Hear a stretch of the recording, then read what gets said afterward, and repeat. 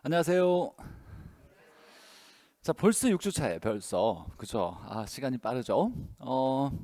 그다음에 혹시 우리 그런 거 들어봤어요? 달빛 특강이라고? 문라이트 특강이라고. 안 들어봤어요? 네. 다음 주에 진행하잖아요. 이 스마트 패스에서는 마지막 이제 어떤 한 과정을 끝날 때 마지막에 이제 시간적 여유가 있으면 수업 잠깐 하고 학개론 같은 경우는 1시간 수업 진도 나가고 그다음에 이제 1시간 반이나 2시간 정도 우리가 그동안에 배웠던 내용들 지문들을 중심으로 해서 총정리하면서 특강식으로 한 2시간 정도를 진행할 거예요. 1시간 반에서 2시간 정도. 모든 과목이에요. 모든 과목이 스마트 패스의 이제 커리큘럼에서 다음 순환은 1, 2, 3 이렇게 이제 3달간의 한 순환이 거쳐지잖아요. 마지막 수업 시간에는 역시 그동안에 배웠던 내용을 총정리하는 시간을 특강식으로 진행할 거예요. 수업 중에. 근데 마지막 주 시간에는 학개론 같은 경우는 좀 양이 많다 보니까 2시간 반에 끝내기 좀 어려울 수 있고 한 3시간 정도 생각하셔야 돼요. 마지막 주 수업에는 3시간 정도 걸릴 수 있다. 이러면서 다음 주에 지금까지 배웠던 지문들 총정리할 거니까 그렇게 생각하시고, 자, 지난번에 이제 레버리지 효과 배웠어요. 레버리지 효과 맞죠?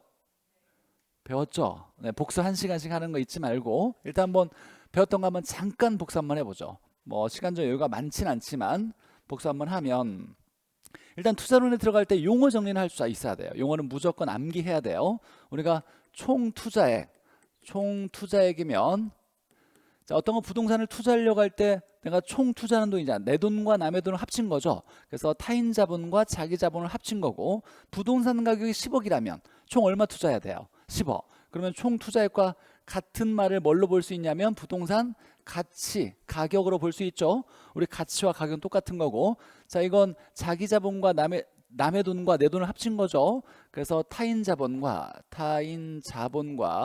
그다음에 자기 자본을 합친 걸 총투자액이라고 하고, 자, 이때 타인 자본은 빌린 돈을 얘기해요. 이 빌린 돈을 얘기할 때 여러 가지 표현이 있어요. 빌렸다, 대부했다, 대출했다, 융자했다, 차입했다. 그래서 이 타인 자본을 대부액, 대출액, 융자액, 차입액이라고도 하고, 두 글자로 뭐라고 한다? 부채라고 한다. 반드시 외워놔야죠. 자, 자기 자본을 우리가 한자로 자기 지자가 있다 그랬어요. 그래서 자기 자본을 지분이라고도 하고, 이걸 뒤에 걸 자본이라고도 하는 것도 이건 자기 자본을 얘기하는 거예요. 외워놔야 돼요. 자, 그 다음에 이제 이자율을 얘기할 때 이자율을 우리가 금리라고 얘기하는데, 금리. 빌린 차입자 입장에서 돈 빌리는 사람은 차입자고 빌려주는 은행은 대출자라고 그래요. 자, 그럼 빌리는 차입자 입장에서는 빌린 대가로 이자를 지출로 줘야 되겠죠. 자, 이게 이자율인데, 자, 근데 담보대출할 때는 저당권을 넘겨주고 은행이 저당권을 가지고 돈을 빌려주잖아요. 은행이 저당권자예요. 은행 입장에서는 이자가 뭐가 된다? 수익이 돼요. 그래서 저당권자의 수익률로 볼 수 있죠. 그래서 이자율을 뭐라고 하냐면 저당 수익률이라고 했다. 굉장히 중요한 용어죠. 자, 이건 기본적으로 알고 있어야 되고, 레버리지 효과에서 이게 이제 레버리지 효과가 나타나려면, 레버리지는 타인 자본을 이용했을 때 효과는 자기 자본 수익률이 변화되는 걸 얘기하는 거죠. 그러면 돈을 빌려서 투자하는 투자자 입장이 차입자가 되는 거예요. 투자자가 차입자죠. 그럼 얘가 좋은 효과를 얻으려면 빌렸을 때 주는 이자율이 어때야 된다? 작아야 이게 플러스 효과가 날 거다라는 거죠. 자, 그래서 레버리지 효과는 지분 수익률이 있고, 그다음에 이건 내 돈만의 수익률, 내 돈과 남의 돈이 합친 종합 수익률, 총 수익률이 있을 거고, 그다음에 은행의 수익률, 저당 수익률이 있을 건데, 얘의 정체가 뭐다? 이자율. 이때 정의 레버리지가 나타나려면 이자율이 어때야 된다? 작아야 된다. 이런 관계가 돼야 정의 레버리지다라고 그랬어요. 이때 정의 레버리지 효과예요. 레버리지 효과는 남의 돈을 빌려서 투자했을 때 효과는 얘가 변화되는 효과예요. 얘가 어떻게 달라지겠냐? 얘가 커지면 정의 레버리지죠. 자, 그래서 이걸 계산해 볼 수 있겠냐? 자기 자본 수익률, 지분 수익률. 그래서 동창회 갔더니 너 순분이지 이렇게 외웠었어요. 순분이지. 그래서 자기 자본 수익률은 투자액분의 수익이니까 여기에 지분 투자액분의 지분 수익인데, 지분 수익은 내 돈만의 수익이잖아요. 그럼 총 수익에서 남의 돈의 수익을 빼줘야 되겠죠. 남의 돈이 누구야? 은행 돈 수익이니까 이자를 빼줘야 될 거예요. 그래서 총수익에서 뭘 뺀다? 이자를 뺀다. 근데 총수익은 부동산 투자할 때 두 가지가 있다 그랬어요. 운영을 통해서 얻는 임대료 수익과 시간이 지나면서 가치가 올라간 만큼 처분할 때 얻는 가치 상승을 해당되는 자본이득이 있죠. 그래서 여기에 순소득은 임대료 수익이고, 그 다음에 여기에 가치 상승분이죠. 순분이지, 이렇게 외웠던 거죠. 여기까지 계산 문제까지 풀었고, 자, 부동산 투자의 장점에서 볼 때 이런 얘기를 했었어요. 이런 얘기를 했는데 인플레이션에 대해서 설명을 아직 안 했죠. 그래서 다음 주에 설명할 때 인플레이션을 먼저 설명해 주겠다라고 얘기를 했었어요. 그랬죠? 그러지 않았어요? 우리 좀 기억을 하고 살아요. 네. 인플레이션 보죠. 인플레이션. 자, 인플레이션은 이건 어느 때든지 그냥 시험 문제 심심할 때마다 나오는 거예요. 인플레이션. 인플레이션이라고 해보죠. 인플레이션. 일단 우리가 많이 들어봤잖아요. 많이 들어본 내용에 대해서 기본적으로 상식 수준에서는 충분히 알아야 될 것들이 있어요. 기본적으로 시험에 안 나오더라도 알아야 되고, 이건 심심할 때마다 시험에 나오는 거니까. 자, 일단 인플레이션은 호황일까요? 불황일까요? 좋은 건 느낌이야? 나쁜 느낌이야? 아, 그래요? 알겠어. 질문하지 마라. 네, 호황을 얘기하는 거예요. 호황. 인플레이션은 호황이에요. 나쁜 느낌이라고 해서 경기가 불황을 얘기하는 게 아니에요. 세계 경제는 계속 물가가 오르고 있어요. 그렇다는 얘기는 계속 물가가 오르고 있다는 경제가 계속 호황을 이루고 있다는 거예요. 거시적으로 봤을 때 계속 좋아지는데 미시적으로 자세히 봤더니 좋을 때도 있고 나쁠 때도 있고 좋을 때도 있고 나쁠 때도 있다는 얘기예요. 근데 전체적으로 물가가 쭉 오르고 있다는 건 세계 경제는 계속 옛날부터 지금까지 호황을 계속 이루고 있다는 거예요. 자, 인플레이션이 계속 발생하고 있는 거예요. 그래서 수요가 증가되어서 경기가 좋아지는 이 호황을 인플레이션이라고 얘기해요. 자, 인플레이션의 특징은 뭐냐면 두 가지가 나타나는데 동시에 같은 현상인데 물가가 상승해요. 물건의 가격이 상승한다라고 얘기해요. 물건의 가격이 상승한다. 물건의 가격이 상승한 만큼 동시에 어떤 일이 일어나냐면 화폐 가치가 하락해요. 화폐 가치가 하락한다라는 게 이게 인플레이션이에요. 자, 물가가 오르면 손해죠. 돈의 값어치가 떨어지는 걸 얘기하는 거예요. 그러면 이제 인플레이션이 발생해서 물가가 만약에 5%가 올랐다. 이 말은 다시 해석하면 실질적으로 돈의 값어치가 5% 떨어졌다를 얘기하는 거예요. 왜 그런지 한번 잠깐 살펴볼게요. 자, 일단 물가에 대해서 얘기하려면 자, 물건을 동일하게 놓고서 우리가 따져볼 건데, 예를 들면 자, 쌀을 한번 생각해보죠. 쌀 10kg이 있다고 해보죠. 쌀 10kg이 얘가 인플레가 발생했을 때 쌀 10kg의 가격이 어떻게 변하냐라고 했을 때 그냥 대충 제가 실제 가격이 아니라 그냥 얘를 편하게, 만약에 이때 쌀 10kg이 10만 원이라고 해보죠. 10만 원.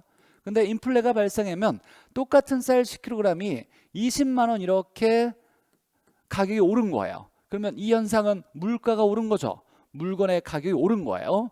자, 이때 이제 얘와 똑같은 현상을 이제 화폐 가치로 따져볼게요. 화폐 가치를 따져보려면 똑같은 돈을 가지고서 이 돈으로, 화폐로 실질적인 물건을 얼마나 구입할 수 있느냐의 능력을 따져보는 거예요. 이 화폐 가치를 화폐 구매력이라고 그래요.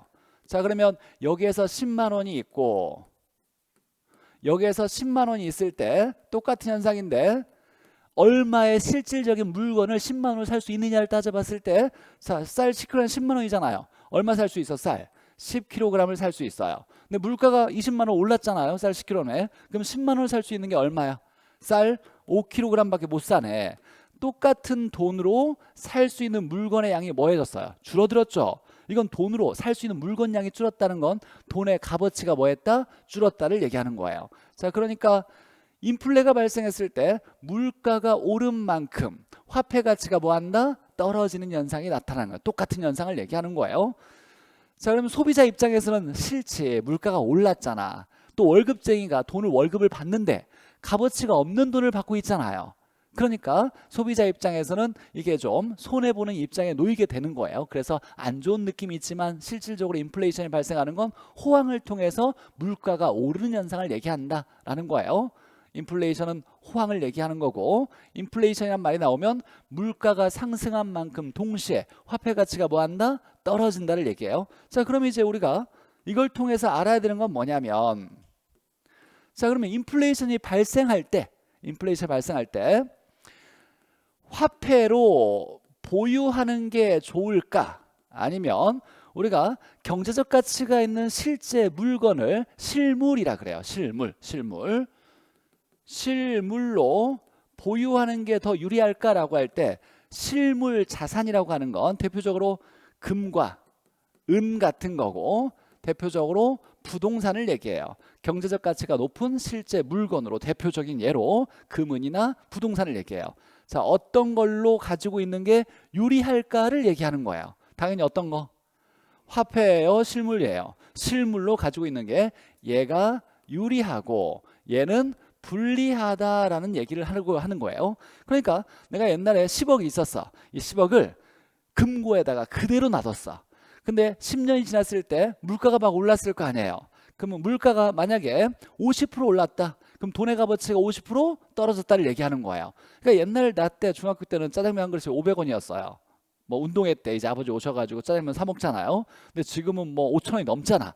10배 이상 올라간 거야. 15년 이상, 20년 지났을 때. 어쩌나 금고에 넣었던 10억이 시간이 지나서 인플레가 발생하면 이 돈의 값어치가 떨어지는 거예요. 근데 만약에 내가 10억이 옛날 인플레 발생하기 전에 금고에 10억을 그대로 넣는 게 아니라 이 10억을 부동산을 사놨어. 부동산을 10억짜리를 딱 사놨어. 인플레이션이 발생할 때 인플레이션 발생 물가가 오른다 그랬죠. 그럼 부동산의 가치가 어때져? 올라가는 거예요. 그러면 화폐 가치 떨어진 거에 대한 손해를 보지 않겠네 라고 얘기하는 거예요. 자, 그러면 부동산에 투자하면 인플레이션을 방어할 수 있다 없다? 방어할 수 있다. 이걸 영어로 해지할 수 있다. 울타리를 칠 수 있다라고 얘기하는 거예요. 그래서 부동산 투자의 장점으로 인플레이션을 방어할 수 있다, 해지할 수 있다를 얘기하는 거예요. 그래서 얘가 실물로 보유하는 게 유리하다는 건 이 말 자체가 인플레이션을 줄여서 인플레라고 그래요. 인플레를 뭐 할 수 있다? 해지할 수 있다, 방어할 수 있다. 이게 부동산 투자의 하나의 장점이 될 수가 있더라라는 거예요. 뿐만 아니라 우리가 알아야 되는 것이 뭐냐면, 자, 화폐를 보유하는 건 불리하잖아요. 돈의 값어치가 떨어지니까. 자, 이것과 이제 유사하게 생각해야 될 거. 자, 이게 이제 시험 문제 나오는 거예요. 현금 수입자는 좋으냐 나쁘냐를 얘기할 때, 현금 수입자, 현물이 아니라 현금이에요. 화폐로 수입을 받는 사람, 대표적으로 누가 있냐면 은행이에요. 은행. 그 다음에 우리가 또 관심이 있어야 될 것이 임대인이에요. 임대인. 자, 그러면 은행은 돈을 빌려주고 수익을 받잖아요. 이자로 수익을 받죠. 그러면 금덩이로 받아, 이자를 현금으로 받아. 현금으로 받잖아요. 그럼 만약에 고정금리라고 했을 때 내가 대출 기간이 10년이야. 그럼 이자율이 고정되었을 때 이자를 100만 원씩 받는다고 해보죠. 그럼 100만 원씩 계속 받아. 10년 동안 계속 받는데 이 10년 동안 인플레이션이 발생할 수 있잖아요. 그럴 수 있잖아. 근데 돈의 값어치가 어때져요? 떨어질 거 아니야. 이때 이제 우리 경제학에 쓰는 말은 이런 거예요. 실질적으로 100만 원은 계속 받아. 이걸 명목상이라 그래요. 화폐의 크기로 얘기하는 이걸 명목상이라는 얘기인데, 명목상 수입은 100만 원씩 똑같이 받는 거야. 근데 인플레이션이 발생하면 돈의 값어치가 어때져요? 떨어질 거 아니에요.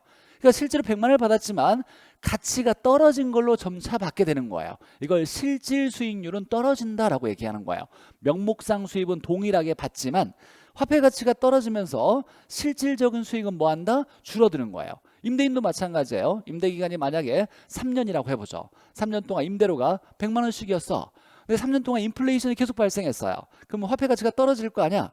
임대료 100만 원씩은 계속 받아. 명목상 수입은 계속 받는데 인플레이션이 발생하면 화폐 가치가 떨어지니까 실질 수입은 뭐한다? 줄어들게 되는 거예요. 자, 그러면 화폐 보유하는 게 불리하다는 얘기는 현금 수입자 입장에서는 유리하다, 불리하다? 불리하다를 얘기하는 거예요. 그래서 얘들은 불리한 입장에 놓인다. 그러면 은행은 고정금리라고 했을 때, 금리가 변함이 없이 이렇게 됐을 때 인플레이션이 발생하면 돈의 값어치가 떨어지니까 불리하잖아요. 근데 은행은 똑똑한 애들이 다 모여 있잖아. 얘들은 절대로 손해 볼 짓을 안 해. 자, 그럼 얘는 뭔가를 하겠네. 고정금리로 했을 때는 야, 인플레이션이 어떻게 발생할 수도 있으니까 은행 입장이 불리할 수 있잖아. 그래서 만들어진 게 뭐냐면 변동금리예요. 변동금리. 시장에 인플레이션이 많이 발생하면 은행이 불리하니까 금리를 좀 올릴 수도 있어 라고 하면서 만들어진 제도가 변동금리 제도인 거예요. 근데 차입자가 야 나는 고정금리로 할 거야 라고 계속 우기고 있대.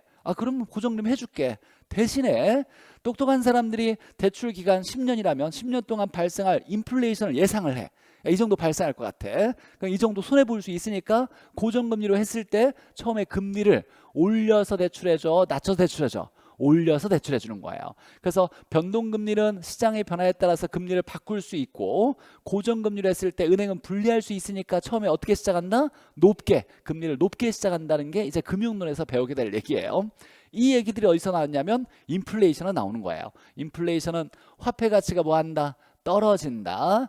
그래서 실물로 부동산으로 보유하고 있으면 인플레이션을 방어할 수 있지만 현금 수입자는 손해보는 입장에 놓이게 된다. 대표적으로 은행과 임대인을 얘기하는 거예요. 그래서 임대인도 약정할 때 특이하게 이렇게 올 수 있어요. 야, 내가 딱히 올리지 않아도, 임대료 올리지 않아도 인플레이션 발생률만큼 임대료가 올라가는 거야 라고 특약을 걸 수도 있어. 임대기간이 길 때, 이럴 때는 인플레이션 10% 오르면 10%의 값어치가 떨어지니까 임대료 10% 올릴 거야 자연스럽게, 이렇게 특약을 할 수도 있다는 얘기예요. 자, 그래서 얘 중요하다. 인플레이션이 발생하면 이제 기억해야 될 거.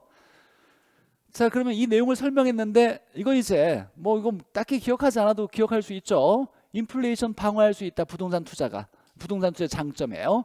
인플레이션은 뭐냐?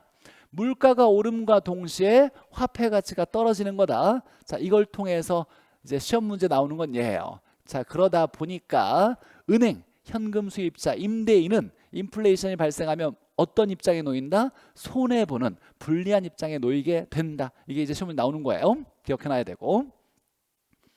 그래서 지난주에 이제 부동산 투자의 특징에서 세 번째, 부동산은 실물 자산으로서 물가가 상승함에 따라, 물가 상승한대요. 뭐가 발생한 거야? 인플레이션이 발생한 거야. 인플레이션 발생할 때 부동산 가치도 올라갈 수 있겠지. 부동산 가치, 이건 물가를 얘기하는 거야. 부동산이 물건이고 가치가 가격이니까 물가도 올라가니까 인플레이션을 뭐 할 수 있다? 방어할 수 있다. 해치할 수 있다. 이런 얘기를 얘기하는 거예요. 여기까지는 기본적으로 이제 알아야 되는 상식이 좀 더 높아진 거지. 우리 학교는 배웠으니까. 물가 상승과 동시에 화폐 가치 떨어지는 것이 인플레이션을 얘기한다. 인플레이션 발생하면 은행과 임대인은 손해보는 입장에 놓이게 된다. 여기까지 알아둬야 돼요. 자, 그런 내용이었고, 자, 넘어가서 테마 27을 보죠. 테마 27.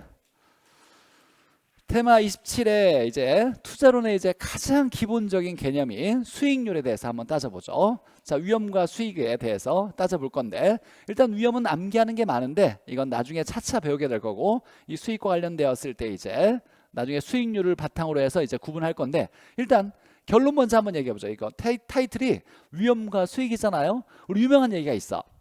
영어로 봤을 때 하이 리스크 하이 리턴 이란 말 들어봤죠? 리스크는 위험해요. 리턴은 들어오는 걸 리턴이라 그래요. 들어오는 건 뭐냐면 수입을 얘기해요. 수익. 그래서 하이 리스크 하이 리턴이란 말은 위험이 클수록 수익이 어떻다? 크다를 얘기하는 거예요. 그럼 위험과 수익은 무슨 관계?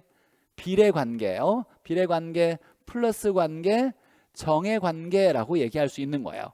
하이 리스크, 하이 리턴. 위험과 수익은 비례. 이건 뭐 기본적으로. 그러면 그래프를 만약에 그릴 때 여기에 수익이라고 하고 여기에 위험이라고 쓴다라면 오른쪽이 올라가야 돼, 내려가야 돼? 올라가야 돼요. 위험과 수익이 비례 관계니까 이렇게 올라가야 되는 거예요. 이게 이제 위험과 수익의 관계예요. 그래프에서 우리가 수요 법칙은 비싸면 안 산다. 반비례죠. 그러니까 오른쪽이 내려가는 그래프 모양이었고, 공급 곡선은 비싸면 판다. 그래서 오른쪽이 올라가 있는 모양이었죠. 수요 곡선은 이렇게 생긴 것이 수요 곡선이고, 이렇게 올라간 것이 공급 곡선을 얘기했잖아요. 자, 이제 보죠. 자, 시험 문제에 무조건 나오는 게 수익률이에요. 수익률. 우리가 이제 투자에서는 수익이 중요하냐 수익률이 중요하냐 따져봤을 때 수익이 중요한 게 아니라 수익률이 중요해. 투자한 돈에 대해서 얼마를 벌었느냐가 중요하다가 얘기했었어요. 자, 그런데 이제 우리가 투자한다는 건 부동산을 사는 건데 그냥 사는 게 아니라 장래 돈을 벌 거라고 기대하면서 사는 거죠. 이때 중요한 건 수익은 투자한 시점에 바로 나오는 것이 아니라 시간이 지나서 미래로 가야 수익이 조금 생겨가지고 얻게 되는 거예요. 그럼 수익은 무조건 미래 수익을 얘기하는 거죠. 투자론에서 나오는 수익은 무조건 미래 수익이고 이걸 좀 있어 보이게 표현된 식의 기대 수익이라고 얘기하는 거예요. 그래서 중요한 건 기대 수익률이 뭐냐면 이 기대 수익은 미래 수익이고 미래에 대한 수익률을 바라볼 때 이제 기대 수익률이에요. 자, 그러면 투자할 때 이 정도 벌 거라고 예상되는 수익률이 있다라면 이걸 기대 수익률, 다른 말로 예상 수익률이라고 얘기해요. 예상 수익률. 뭐 당연한 얘기지. 그러면 기대 수익률은 예상되는 수익과 지출을 바탕으로 계산되는 예상 수익률로서 라고 나왔네요. 이때 이제 우리가 미래에 대한 수익을 기대할 때 미래는 단순히 얼마 벌 거야 라고 그냥 기대하는 게 아니에요. 미래에 대해서는 확실해, 불확실해? 불확실해요. 어떤 상황이 발생할 거라고 내가 예상을 한다라도 그것만 발생하는 게 아니야. 무슨 얘기냐면 기대 수익률을 예상하려면 야, 지금과 경기가 비슷하라면 한 얘가 7% 벌 것 같고 지금보다 경기가 더 좋을 수도 있잖아요. 미래. 그러면 15% 벌 수도 있고 지금보다 경기가 나쁠 수도 있잖아요. 그러면 얘가 3%도 벌 수도 있겠네. 지금과 비슷할 확률이 얼마고 50% 정도 되고 지금보다 경기가 좋아질 확률이 30%, 나빠질 확률이 20%라면 이런 확률을 다 고려해서 평균값을 구해야 미래 기대 수익률이 나오는 거예요. 이렇게 확률을 비중이라 그래요. 비중을 고려해서 평균을 구해야 돼. 이런 평균을 구하는 걸 뭐라고 한다? 가중평균이라 그래요. 이런 거 무시하고 그냥 개수로만 평균을 구하는 건 산술평균인데 우리 학기론에서 배우는 평균값은 무조건 다 처음부터 끝까지 가중평균을 쓸 거예요. 가중평균.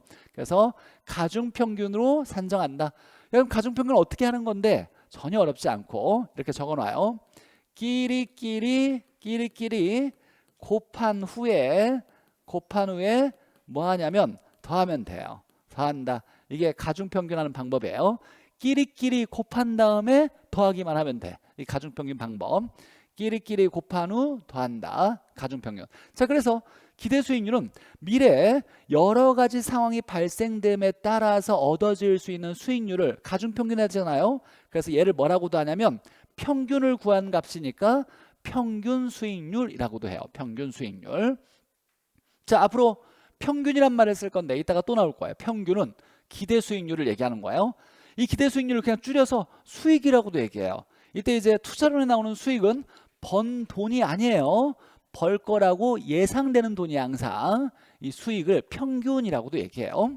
이 내부 수익률은 아직 안 배웠어요. 나중에 이제 할인법을 배우면 그때 좀 내부 수익률은 기대 수익률의 일종이다라는 건 나중에 배우게 될 거고 다음 순환 때. 자, 일단 기대 수익률, 예상되는 수익률. 내가 투자하기 전에 얼마 벌 거를 기대하고 투자를 할 건데 얼마 벌 거라고 기대되는 가중평균 수익률을 이걸 기대 수익률, 예상 수익률, 미래 수익률을 얘기하는 거예요. 자, 그러면 이제 보죠.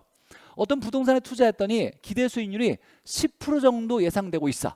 가중평균 하니까 10% 정도 예상되고 있어요. 투자를 할까요, 안 할까요? 투자를 해, 안 해? 10% 정도 예상되고 있대. 해, 안 해요? 할 거예요? 해, 안 해? 해? 안 하는 사람 없어? 안 할 수도 있지. 안 할 수도 있어요. 10%라고 예상됐을 때 우리가 투자를 할 거냐 말 거냐는 건 누구 마음이냐면 투자자 마음이야. 투자자 입장에서 야, 내가 5%만 넘으면 좋은 거지라고 생각하는 사람도 있지만 야, 부동산 위험하니까 적어도 20%는 넘어야 내가 투자할 거야 라고 생각하는 사람도 있어요, 없어요? 있겠지. 그러니까 기대 수익률이 단순히 10% 예상된다고 무조건 투자를 하는 게 아니에요. 투자를 할지 안 할지를 결정하는 건 투자자가 최소한 만족해야 되는 수익률을 이걸 뭐라고 하냐면 요구 수익률이라 그래요. 요구 수익률이 기준이 되는 거고 이 기준을 넘어서면 투자를 하고 기준이 안 되면 투자를 안 할 수도 있는 거예요. 그러니까 무조건 투자를 하냐 안 하냐는 건 기대 수익률만 보고 판단하는 게 아니라 무조건 투자자마다 가지고 있는 요구 수익률을 비교해야 돼요. 그래서 중요한 건 얘가 시험 문제 100% 나오는 녀석이에요. 요구 수익률. 자, 요구 수익률 정의를 보니까 자, 요구 수익률은 투자자가 부동산에 투자하기 위해 충족돼야 되는, 만족해야 되는 최소한의 수익률이다 이렇게 나왔어요. 만족해야 하는 최소한의 수익률이라고 나왔어요. 자, 그러면 이제 이 문장 자체가 이제 아주 중요한 내용이 다 들어가 있어요. 투자하기 위해서 만족해야 된대. 투자하기 위해서 만족해야 된대. 이걸 좀 이해하고 넘어가야 돼요. 투자하기 위해서 만족해야 된대. 그럼 만약에 5%가 있고 수익률이 만약에 100%가 있다고 보죠. 어떤 게 만족되기 쉬워? 100%가 만족되기 100%를 이 100%가 이루어지기 쉬워? 5%가 이루어지기 쉬워? 5%가 훨씬 쉽잖아요. 우리가 이게 뭐가 좋으냐가 아니라 당연히 100%가 좋지. 근데 만족돼야 되는 투자하기 위해서 만족돼야 되는데 쉽게 내가 만족할 수 있는 얻어질 수 있는 걸 얘기하는 거예요. 5%가 훨씬 쉬운 거예요. 100%는 어려울 거 아니야. 이 요구 수익이 높냐 낮냐를 따질 때 이런 거예요. 간단히 얘기할 때 10%가 예상되고 있어요. 내가 요구 수익이 5%야. 5%. 5%를 요구 수익률로 가졌다는 건 5%를 만족하면 나는 투자를 할 의향이 있다를 얘기하는 거예요. 그럼 요구 수익이 낮으면 투자를 잘해 잘 안 해? 잘 한다는 얘기야. 이게 이제 1년 내내 까먹으면 안 되는 거예요. 요구 수익이 낮다라는 건 이것만 넘어서면 나는 막 투자할 거야 라고 얘기하는 거예요. 그러니까 투자자 이제 예상되는 수익률 부동산의 투자를 보니까 7%, 10%, 15%, 20%짜리가 막 있어. 이렇게 내가 기대 수익 요구 수익률을 5% 딱 잡으면 5%만 넘으면 나는 투자할 의향이 있어. 다 하겠다는 얘기예요. 근데 어떤 사람은 요구 수익이 30%야. 30%를 만족해야만 난 투자를 할 거야 라고 생각하는 사람이 있다면 이런 거에 부동산에 투자를 하지 않겠네. 요구 수익이 낮아야 투자를 잘하는 거고 요구 수익이 높으면 투자를 함부로 하지 않는다는 거예요. 이건 그냥 직관적으로 이 내용을 봤을 때 충족돼야 되는 최소한의 수익률이잖아요.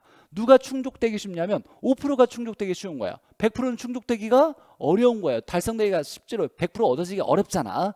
그러니까 요구 수익이 낮을수록 투자를 잘할 수 있는 거다. 이걸 까먹으면 안 돼요. 기준이 낮아야 투자를 막 할 수 있는 거예요.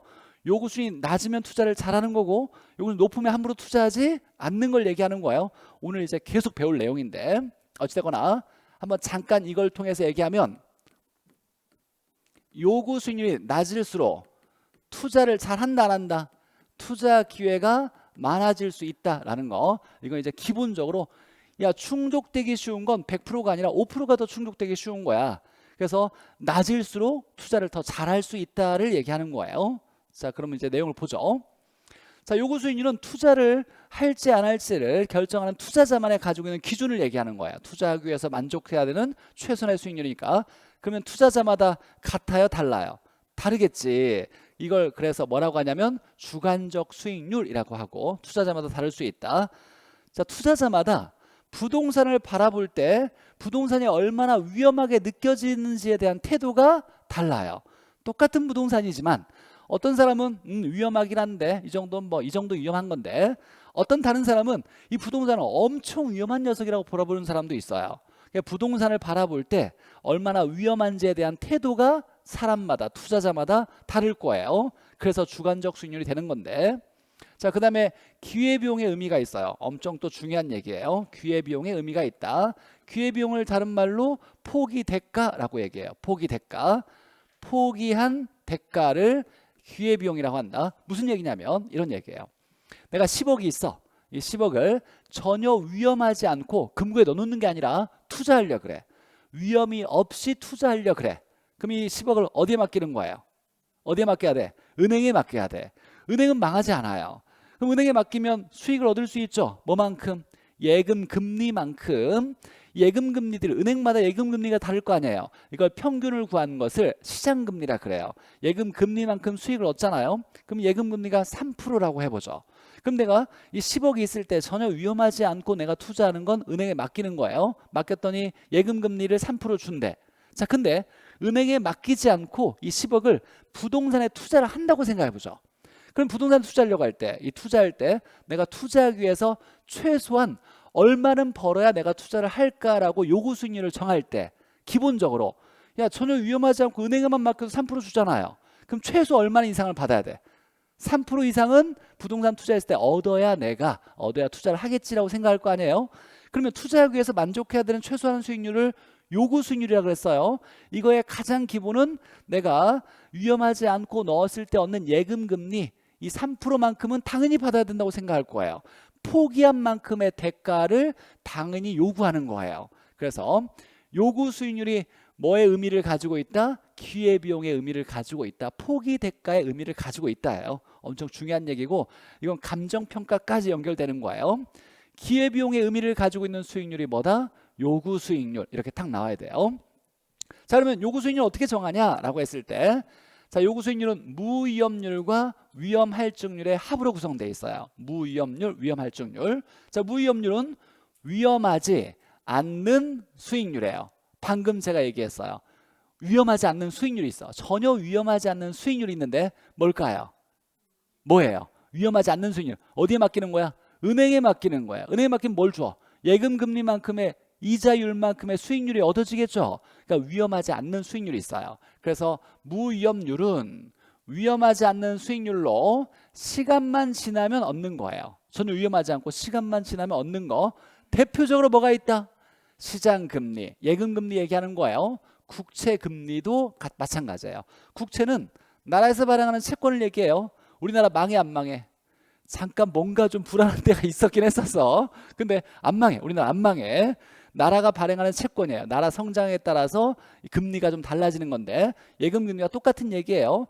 그러니까 이 시장금리, 예금금리는 위험하지 않는 수익률에 해당되는 거예요. 당연히 얻어야 된다고 생각하는 거고, 자, 무위험률은 말 그대로 위험하지 않는 수익률이니까 시간만 지나면 얻는 수익률이니까 위험과 관련 있어 없어? 관련이 없어. 이게 엄청 중요한 얘기예요. 위험과는 무관해.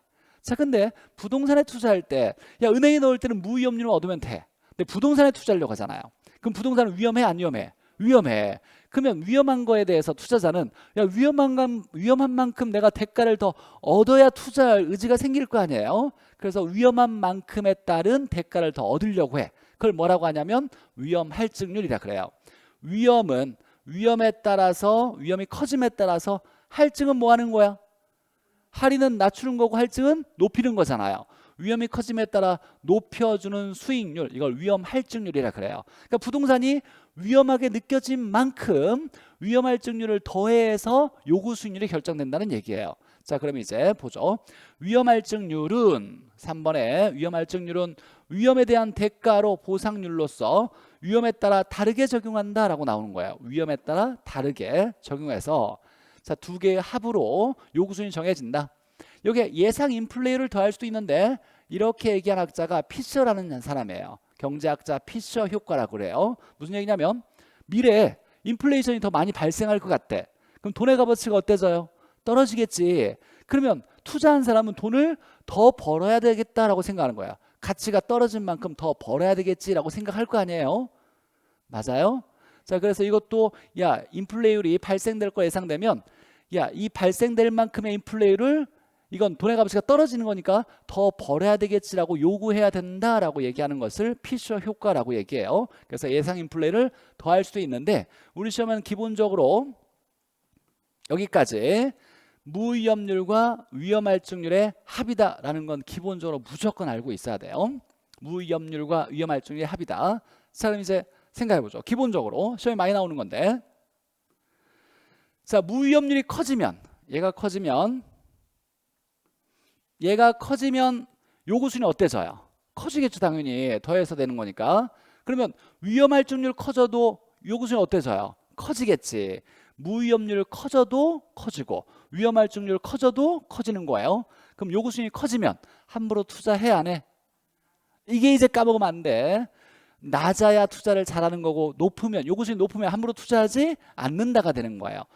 그러니까 금리가 높아지면, 자, 보죠. 시장금리는 뭘 얘기하냐면 대표적으로 무위험률을 얘기해요. 그럼 금리가 높아지면 무위험률이 커지는 거니까 요구 수익률이 커지는 거죠. 그럼 함부로 투자한다 안 한다? 안 한다가 되는 거예요. 그럼 만약에 위험이 크거나 위험이 크게 느껴진다라면 위험할증률이 커질 거예요. 얘 커지면 요구 수익률도 뭐 한다? 커진다. 그럼 함부로 투자하지 않는다를 얘기하는 거예요. 자, 그래서 위험이 큰 투자일수록 위험할증률이 커진다라는 거고, 자, 니은에 보니까 3번 니은에 위험을 혐오하는 투자자라고 나왔어요. 보수적 투자자. 이 사람이 이제 엄청 또 중요한 사람이에요. 말 그대로 보수, 뭐 정치 보수 얘기하는 건 아니야. 자, 보수적 투자자는 함부로 투자하지 않겠다라는 사람이에요. 위험을 엄청 싫어해. 부동산을 엄청 위험하게 바라보는 사람이에요. 그럼 부동산에 함부로 투자하지 않는다예요. 자, 그러면 이 사람은 똑같은 부동산이라도 이 부동산을 바라봤을 때 위험에 대한 정도가 다른 사람에 비해서 엄청 높게 느껴지는 사람이야. 그럼 위험할증률을 더 높여서 요구 수익률을 정하겠지. 그럼 요구 수익률이 높아지면 함부로 투자하지 않는다가 되는 거예요. 그래서 위험을 혐오하는 보수적 투자자일수록 위험 할증률이 커진다. 자, 그러면 위험이 커지거나 보수적 투자자일수록 위험 할증률이 높아지겠죠. 그럼 요구 수익률이 뭐 한다? 높아진다. 요구 수익률이 커지면 함부로 투자하지 않는다. 결론은 요구 수익률이 높아지면 투자 기회는 뭐 한다? 줄어든다 라는 거예요. 여기 있는 내용이 무조건 한 문제 나오는 내용이에요. 다 중요한 내용이에요. 근데 이해하면 별거 아니야. 자, 결론적으로 요구 수익률은 두 개의 합이다. 뭐와 뭐의 합이다? 무위험률과 위험할증률의 합이다. 무위험률은 시간 대가 또는 기다림의 대가라 그래요. 시간만 지나면 얻을 수 있는 거. 위험하지 않는 수익률이죠. 위험과 관련 있다 없다? 없다. 대표적인 예 하나는 무조건 기억해놔야 돼. 뭐? 시장 금리, 예금 금리라고 하는 시장 금리가 무위험률을 얘기한다. 자, 위험할증률은 위험에 대한 대가예요. 그럼 위험이 크거나 위험이 또 똑같은 부동산이지만 위험이 크게 느껴지는 투자자가 있어. 이런 투자자, 부동산을 엄청 위험하게 바라보는 이런 투자자를 뭐라고 하냐면 보수적 투자자일수록 위험이 크게 느껴지는 거야. 그럼 위험할증률을 높이겠죠. 그럼 요구 수익률이 커질 거예요. 금리가 올라가도 요구 수익률이 커져.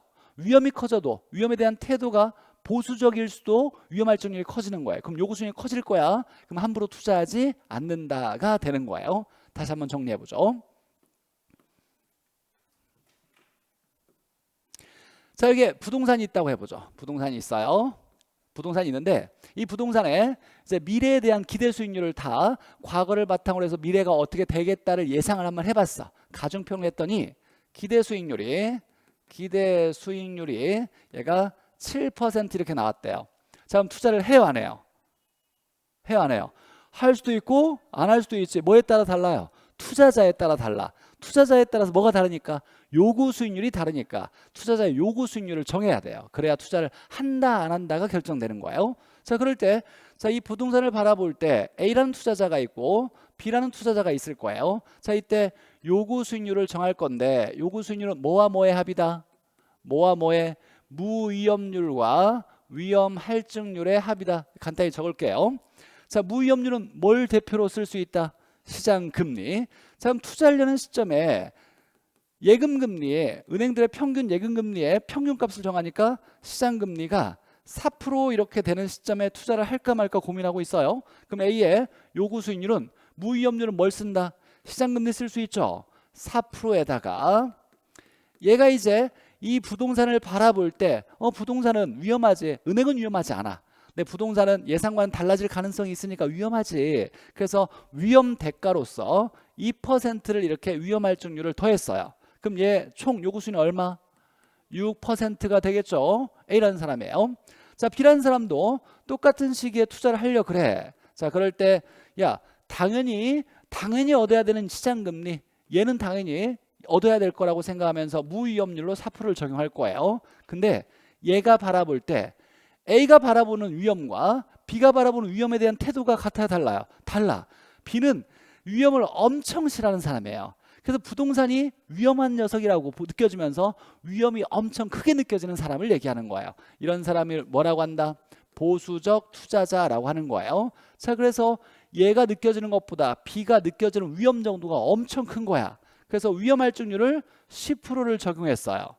자, 그럼 얘가 총 얼마? 14%.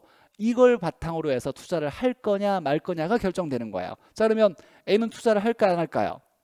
요구 수익률 정의가 투자하기 위해서 만족해야 되는 최선의 수익률이잖아요. 6%만 만족하면 투자를 하겠다는 사람이야. 예상 수익률이 얼마야? 7%. 그럼 투자한다 안 한다? 한다. 그러니까 우리가 투자를 채택한다라고 얘기해요. 채택한다. 투자를 한다. 자, 근데 B는 이 부동산이 엄청 위험하게 느껴지다 보니까 요구 수익률 14%가 정해졌어요. 자, 그러면 얘는 투자를 한다 안 한다? 안 한다. 14%를 만족해야 내가 투자할 거라고 생각하는데 7%밖에 예상되지 않고 있어요. 그럼 얘는 투자를 안 한다. 이걸 투자를 기각한다라 그래요. 없는 걸로 하겠다. 기각한다. 투자하지 않는다라는 거예요. 그럼 결론적으로 투자를 할 거냐 말 거냐는 건 수익률 두 개를 비교해야 돼. 뭐와 뭐를? 기대 수익률과 요구 수익률을 비교해야 된다. 기대 수익만 가지고 투자 판단하는 게 아니에요. 투자한 자마다 투자할 수 있는 기준, 최소한의 기준을 뭐라고 한다? 요구 수익률이라고 한다라는 거예요. 자, 그래서 요구 수익률은 두 개 합이다. 무위험률과 위험할증률. 무위험률을 대표로 사용하는 예가 뭐가 있다? 시장금리. 절대로 까먹으면 안 돼. 위험이 클수록, 위험이란 말 나오면 위험이 클수록 또 위험을 엄청 혐오할수록 보수적 투자자일수록이라는 말 나오면 위험할증률이 커지는 거죠. 위험할증률이 커져서 무위험률 커지든 위험할증률이 커지면 요구수익률이 커지는 거예요. 커지면 함부로 투자하지 않는다. 이제 1년 내내 머릿속에 기억해야 될 건 요구수익률이 나오면 이게 엄청 중요한 녀석인데 요구수익률이 크면 함부로 투자하지 않는 거죠. 요구는 무조건 작아야 뭔가 일이 벌어져. 요구가 무조건 작아야 돼. 무조건 요구랑 비교해서 뭘 하냐 마냐를 결정할 건데 요구가 작아야 뭔가 일이 벌어진다. 이게 1년 내내 우리가 해석해야 될 내용이에요. 이게 기본적인 원리예요. 요구는 작아야 일이 벌어진다. 자, 그래서 이제 기대와 요구를 바탕으로 투자 결정을 하는데 얘는 전혀 중요한 게 아닌데 시험 지문에 좀 가끔 등장하니까 잠깐 좀 해석하면 실현 수익률이라는 게 있어요. 실현된 이걸 다른 말로 달성된 수익률을 얘기하는 거예요. 그러니까 투자를 할지 말지 고민할 때 쓰는 녀석이 아니라 기대했는데 나중에 가보니까 미래 가보니까 야 이만큼 벌게 됐네. 결과적으로 얻어진 수익률을 얘기하는 거예요. 그럼 얘는 사전적인 수익률이에요? 사후적인 수익률이에요? 사후지. 투자라는 게 이미 벌어진 다음에 나중에 이렇게 벌게 됐네라는 결과의 수익률을 얘기하는 거죠. 그렇다는 얘기는 얘는 투자를 결정할 때 사용하는 녀석이 아니다예요. 투자 판단과는 관련이 없다예요. 그래서 투자가 이루어지고 난 후에 사후적으로 달성된 수익률로 투자 결정과는 관련이 있다 없다? 없다. 투자 결정은 뭐와 뭘 비교한다? 기대와 요구를 비교해서 투자를 결정한다라는 얘기예요. 자, 그래서 이제 투자 결정을 한번 보죠. 자, 기대와 요구를 비교했을 때, 자, 기대와 요구를 비교해서 투자 결정을 하더라라는 거죠. 결론은, 자, 보죠. 기대가 요구보다 큰 경우라고 나왔어요. 기대가 크대. 투자한다 안 한다? 투자를 한다. 투자한다. 그럼 부동산 사는 거죠. 그럼 부동산의 수요가 뭐 한다? 증가한다. 이제 경제를 배웠어. 많이 사면 가치가 뭐 한다? 올라간다. 서로 살려고 경쟁하니까 가치가 올라간다. 여기까지 일단 끊어보고 반대로 보죠. 기대가 요구보다 작은 경우라고 나왔어요. 기대가 작대, 요구가 크대. 요구가 크면 함부로 투자하지 않는다죠. 투자를 안 한다, 안 산다. 안 사면 가치가 뭐 한다? 하락한다. 여기까지 끊어보죠. 자, 결론적으로 요구가 작으면 투자를 하는 거예요. 요구가 크면 투자를 안 하는 거예요. 기대가 요구보다 크면 투자하고 기대가 요구보다 작으면 투자를 안 한다라고 얘기하는 거예요. 자, 그런데 이제 시험 문제 나오는 건 여기까지는 기본적으로 알아야 되는 건데 투자가 이루어졌을 때 자, 기대와 요구를 비교를 통해 투자가 이루어지며 투자가 이루어지든 이루어지지 않든지 간에 그 뒤에 다시 또 뭐가 변하냐면 기대가 변해서 같아지려고 하더라. 요구랑 똑같아지려고 하더라라는 이런 일이 벌어져요. 그래서 암기 코드로 이렇게 외울 거예요. 기변이라고 외울 거예요. 우리 핸드폰 기기 변경을 줄여서 기변 이런 말 하잖아. 기변 이렇게 뭐가 변하는 거예요? 기대가 변해서 같아지려고 하는 거예요. 일단 이해는 시켜주려고 제가 설명을 하겠지만 우리 시험은 딱 여기까지만 나오니까 기대가 변해서 똑같아지려고 한대. 자, 그러면 보죠. 처음에 여기 기대가 컸어. 그럼 이렇게 일어났죠. 그럼 마지막에 뭐가 변해야 돼? 기대가 변해서 똑같아지려고 하잖아요. 기대가 컸으니까 기대가 어떻게 변해야 돼? 작아지는 쪽으로 변해야 똑같아지는 거예요. 기대가 점차 뭐한다? 하락한다. 이렇게 되는 거고 처음에 기대가 작았죠. 그럼 마지막에는 기대가 변해서 똑같아지려고 하는데 그럼 기대가 어때져야 돼? 커진다라고 나오는 거예요. 여기까지가 시험 문제에 나오는 내용인데 왜 그런지 한번 잠깐 볼게요. 왜 그런지. 지금 또 설명하는 건 야, 난 이해 못하겠는데 못해도 괜찮아. 버려도 괜찮고 그냥 기대가 변해서 똑같은다. 이것만 알아도 답은 다 찾아요. 한번 잠깐 내 이해를 한번 해보면 이런 거예요.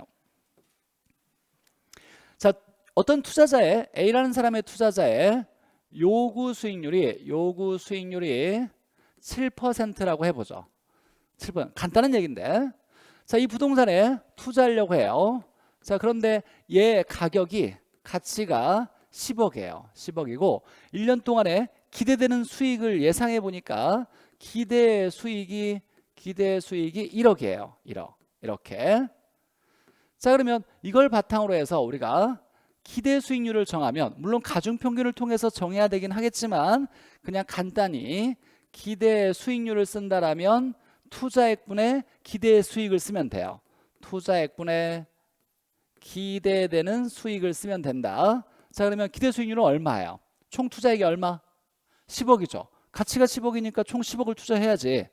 기대되는 수익이 얼마?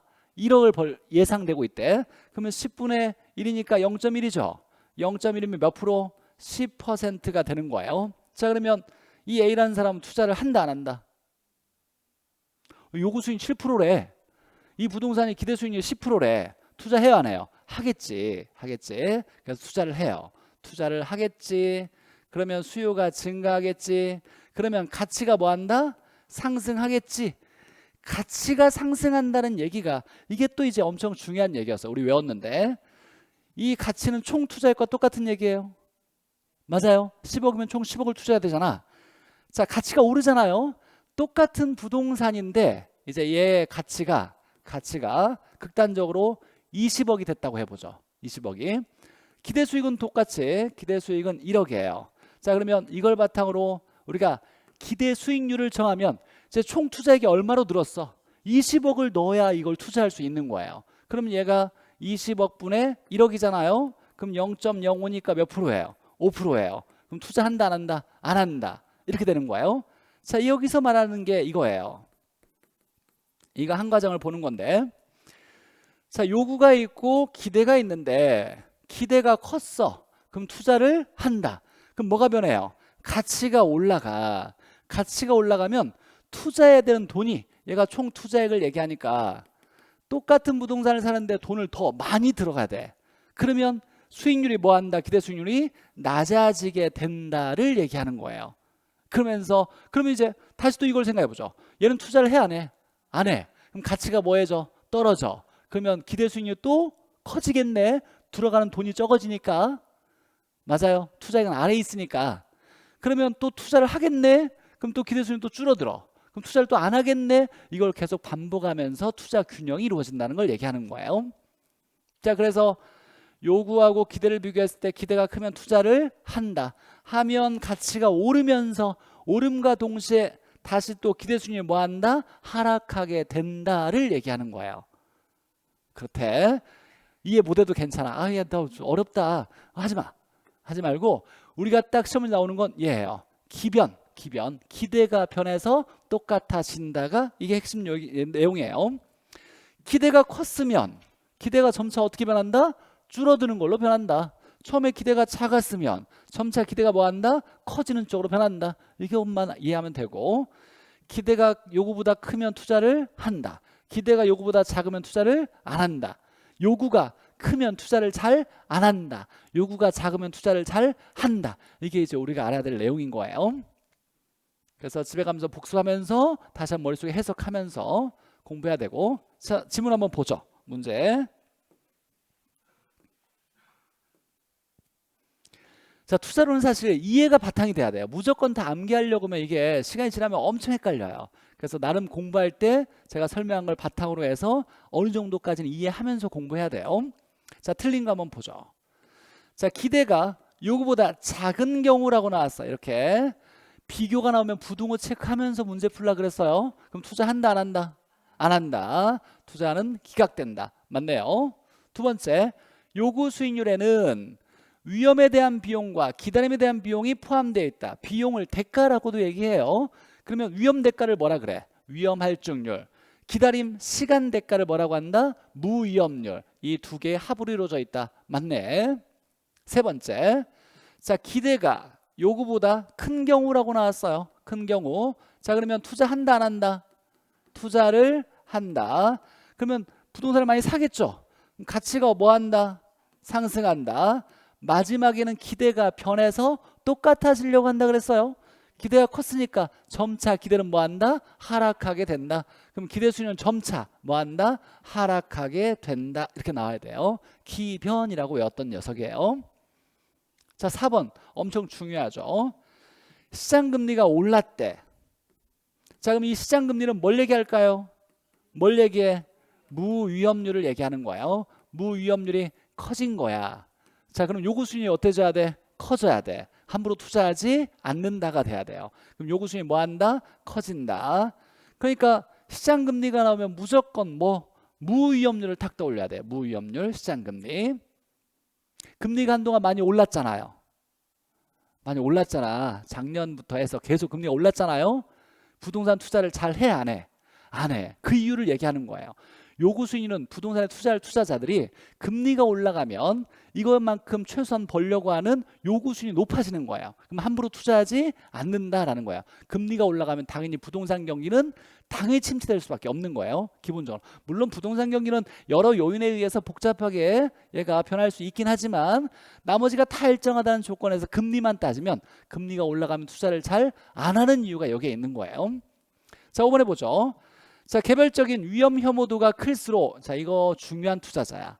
자, 이렇게 위험 혐오도가 큰 투자자, 위험을 엄청 싫어하는 투자자, 위험을 엄청 싫어하는 투자자 이렇게 나오면 무슨 투자자? 보수적 투자자를 얘기하는 거예요. 보수적 투자자일수록이라는 말이에요. 보수적 투자자일수록. 그럼 위험을 엄청 싫어한대. 그럼 부동산을 엄청 위험하게 바라보는 거죠. 그러면 무위험률을 건드려, 위험할증률을 건드려. 위험할증률을 건드려야 돼요. 무위험률은 위험과 관련이 없다 그랬어. 그럼 위험할증률이 높아지겠죠. 위험 대가를 더 많이 얻으려고 할 거예요. 그래서 위험할증률을 높게 결정한다. 그러면 그 다음에 요구 수익률이 뭐 한다? 높아지더라 라고 얘기해야 되겠네. 그 다음에 투자를 잘 한다 안 한다? 안 한다. 투자 기회가 줄어들겠네 라고 이렇게 봐야 되는 거죠. 다 중요한 질문들이에요. 자, 이게 이제 투자에 대한 기본적인, 아주 기본적이고 필수적인 내용이고, 두 번째 한번 보죠. 자, 틀린 거 보죠. 기대 수익률은 이건 미래 수익률이잖아요. 미래 얼마 벌 거라고 예상하는 수익률이죠. 그러니까 예상되는 수익과 지출로 계산되는 수익률이다. 근데 어떻게 계산을 한다? 이 계산은 무슨 평균? 가중 평균을 통해서 한다. 그래서 다른 말로 평균 수익률이란 말도 쓴다. 가중 평균은 끼리끼리 곱해서 더한다. 이렇게 딱 나와야 되고, 이번에 보죠. 요구 수익률은, 자, 요구 수익률은 투자하기 위해서 만족해야 되는 최소한의 수익률을 얘기하는데, 자, 여기에서 투자 기회를 포기한다는 점에서 기회비용이라고도 한다. 맞아요. 엄청 또 중요한 얘기죠. 기회비용의 의미를 가지고 있는 수익률은 요구 수익률을 의미하는 거예요. 세 번째, 자, 투자안이 채택되기 위해서, 투자를 하기 위해서는 요구와 기대 중에 누가 커야 돼? 기대가 크고 요구가 작아야죠. 그러니까 얘보다 어때야 된다? 작아야 한다. 맞죠? 요구가 작아 일이 벌어지는 거였어요. 네 번째, 자, 실현 수익률은 투자가 이루어진 후에 달성된 수익률이다. 맞죠? 얘는 투자 결정과는 관련이 없다. 이렇게 해석해야 되고, 자, 5번에 보니까 무위험률이 올랐대. 무위험률이 올랐대요. 금리가 오른 거죠. 그러면 요구 수익률은 뭐 해줘? 올라야지. 당연히 얘 커지면 커지는 거죠. 위험할증률이 커져도 커지는 거고. 이렇게 너무 쉬운 지문이 답으로 나온 건 무위험률이 뭔지 모르는 사람들이 많아요. 무위험률, 위험이 줄어든다고? 위험 줄어드니까 요구 수익이 낮아지겠네? 이렇게 잘못 엉터리를 생각하는 사람이 있어서 출제자가 이걸 내는 거예요. 무위험률은 위험하지 않는 수익률로 금리를 얘기하고 얘 커지면 요구 수익이 커지는 거다. 이렇게 생각해야 되고, 시간이 지나서 잠깐 쉬었다가 이 지문 다시 한번 볼 거니까 쉬었다가 보죠.